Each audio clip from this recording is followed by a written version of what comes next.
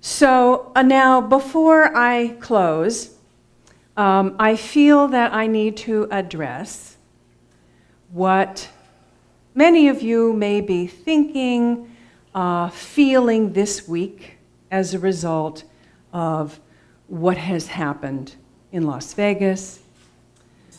Many of us might be feeling like, ooh, that doesn't feel like divine order, right? And particularly when it comes on top of one massive hurricane on top of the next, and one devastating earthquake on top of the next. We may be feeling like, really? That feels more like massive chaos rather than order. And I get that. Once again, our hearts are broken open as we witness these images, this time hundreds of people. Another confused, angry person with too many guns. So I don't have an answer, but what I do know is that I've been thinking about it this week and working on the power of order. And in some sense, there is some sense of order in the sense of the orderly working out of the law of cause and effect that we collectively generate. Not you and I, but the collective American consciousness.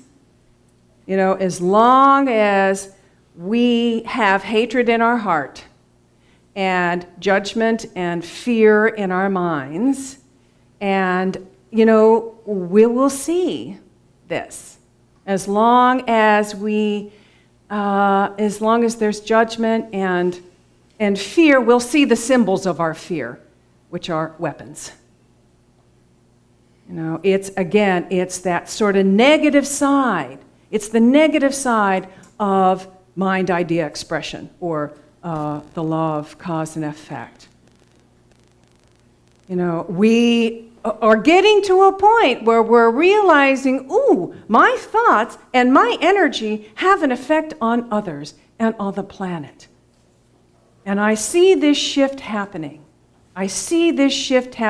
And the more and more of us who center in peace and love, who cultivate love, who think loving, kind thoughts, who extend love to everyone, the more and more of us that do that, the more we'll see that reflected in our world. As we're reaching a tipping point, which I feel like we're reaching that tipping point, where the number of people who center in peace and love outweigh the number of people who are wrapped in fear and hatred. As that tipping point happens, the shift will happen. It will shift.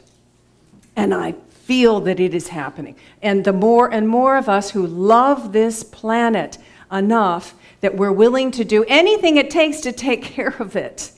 And that love can open us up and open our intelligence to maybe come up with innovative ideas about how to offset global warming, or at least to protect those who are very vulnerable.